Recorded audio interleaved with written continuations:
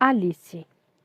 Aventuras de Alice no País das Maravilhas e Através do Espelho e o que Alice encontrou por lá.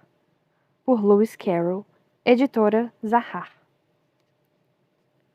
Capítulo 1. Pela Toca do Coelho.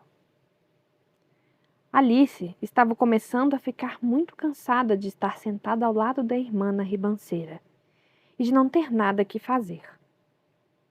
Espiara uma ou duas vezes o livro que estava lendo, mas não tinha figuras nem diálogos.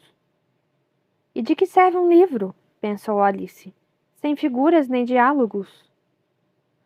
Assim, refletia com seus botões.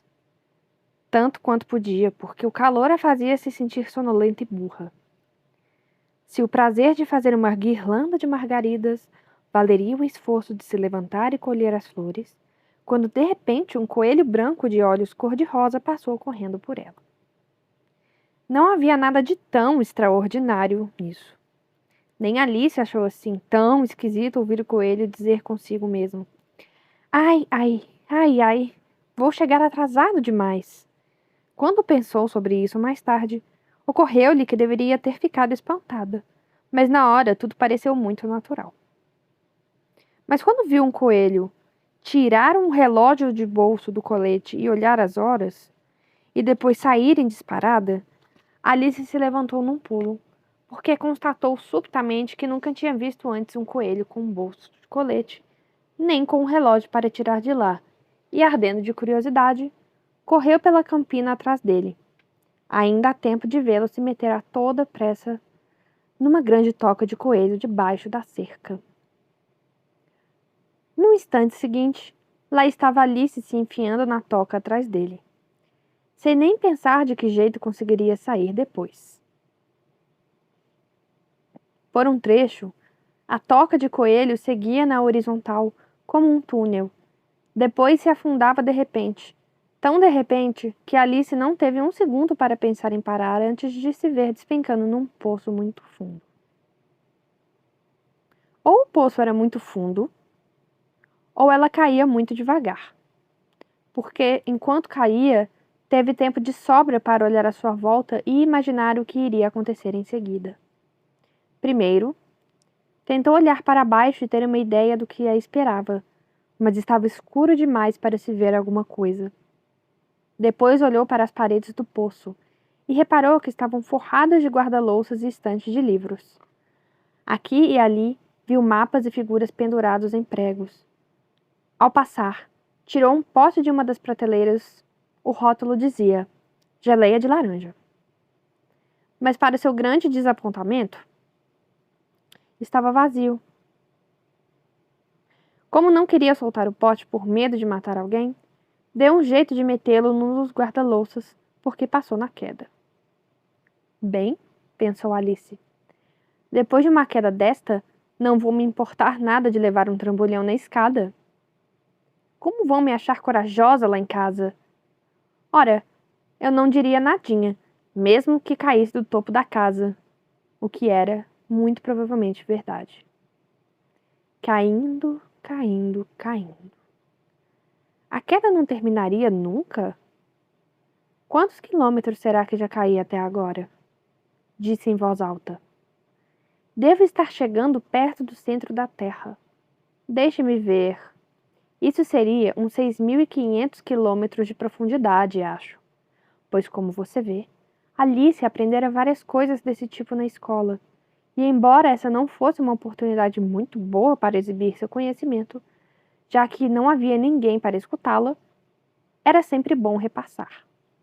Sim, a distância certa é mais ou menos essa. Mas, além disso, para que latitude ou longitude será que estou indo? Alice não tinha a menor ideia do que fosse latitude, nem do que fosse longitude, mas lhe pareciam palavras imponentes para se dizer. Logo recomeçou. Gostaria de saber se vou cair direto através da terra. Como vai ser engraçado sair no meio daquela gente que anda de cabeça para baixo. Os antipatias, acho. Dessa vez estava muito satisfeita por não haver ninguém escutando, pois aquela não parecia mesmo ser a palavra certa. mas vou ter de perguntar a eles o nome do país. Por favor, senhora, aqui é Nova Zelândia? Ou a Austrália? E tentou fazer uma mesura enquanto falava. Imagine fazer mesura quando se está despencando no ar. Você acha que conseguiria? E que menininha ignorante ela vai achar que sou? Não, não convém perguntar nada. Talvez eu veja o nome escrito em algum lugar. Caindo, caindo e caindo. Como não havia mais nada a fazer, Alice logo começou a falar de novo. Tenho a impressão de que Dinah vai sentir muita falta de mim esta noite. Dinah era a gata. Espero que se lembrem de seu pires de leite na hora do chá. Dinah, minha querida, queria que você estivesse aqui embaixo comigo. Pena que não haja nenhum camundongo no ar, mas você poderia apanhar um morcego. É muito parecido com um camundongo. Mas será que gatos comem morcegos? E aqui Alice começou a ficar com muito sono e continuou a dizer para si mesma, como num sonho: Gatos comem morcegos? Gatos comem morcegos? E às vezes, morcegos comem gatos? Pois, como não sabia responder a nenhuma das perguntas, o jeito como as fazia não tinha muita importância.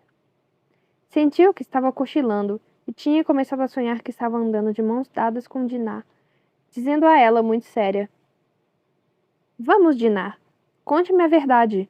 Algum dia você já comeu um morcego? Quando subitamente, bum, bum, caiu sobre um monte de gravetos e folhas secas. A queda terminara. Alice não ficou nem um pouco machucada. E num piscar de olhos estava de pé. Olhou para cima,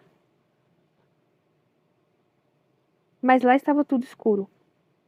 Diante dela, havia um outro corredor comprido e o coelho branco ainda estava à vista, andando ligeiro por ele.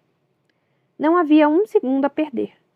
Lá se foi Alice como um raio, tendo tempo apenas de ouvi-lo dizer, ao dobrar uma esquina: Por minhas orelhas e bigodes, como está ficando tarde! Ela estava bem rente a ele, mas quando dobrou a esquina não havia mais sinal do coelho branco.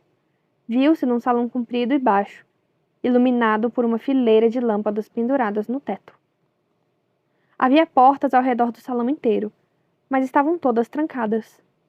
Depois de percorrer todo um lado e voltar pelo outro, experimentando cada porta, caminhou desolada até o meio, pensando como haveria de sair dali.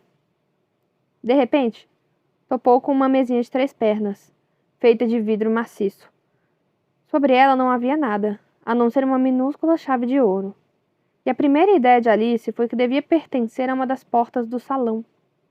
Mas que pena! Ou as fechaduras eram grandes demais, ou a chave era pequena demais. De qualquer maneira, não abria nenhuma delas. No entanto, na segunda rodada, deu com uma cortina baixa que não havia notado antes. Atrás dela, havia uma portinha de uns 40 centímetros de altura. Experimentou a chave de ouro, que para sua grande alegria serviu. Abriu a porta e descobriu que dava para uma pequena passagem, não muito maior que um buraco de rato. Ajoelhou-se e avistou do outro lado do buraco o jardim mais encantador que já se viu.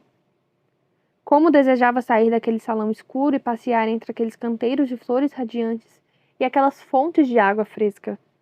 Mas não era capaz nem de enfiar a cabeça pelo vão da porta.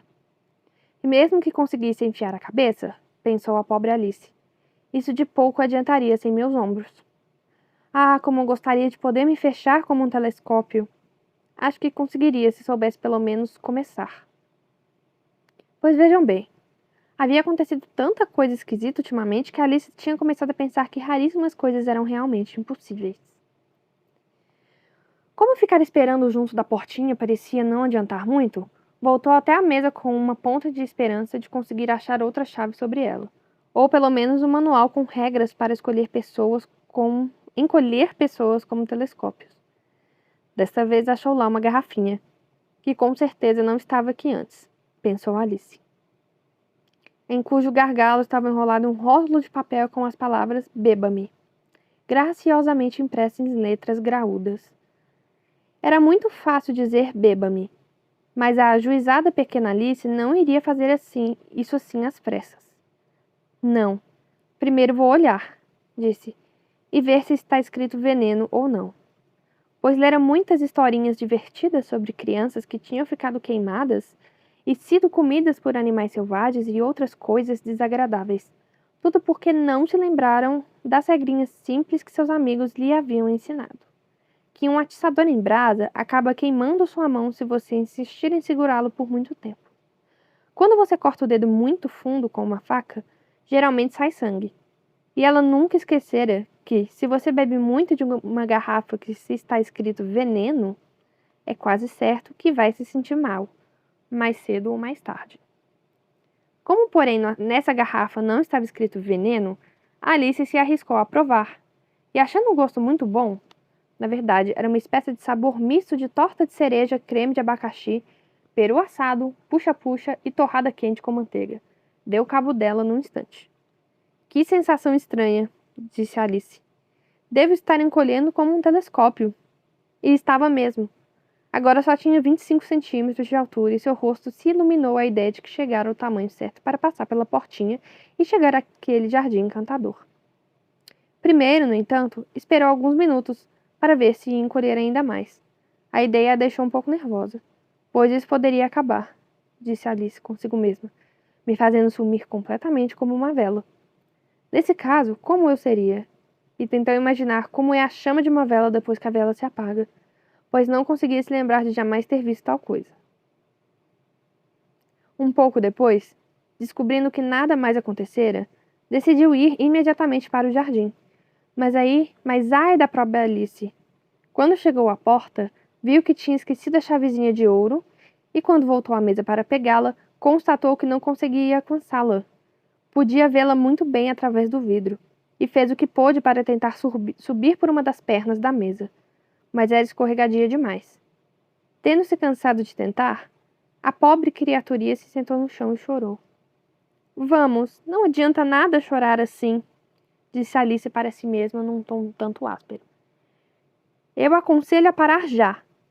Em geral, dava conselhos muito bons para si mesma, embora raramente os seguisse, repreendendo-se de vez em quando tão severamente que ficava com lágrimas nos olhos.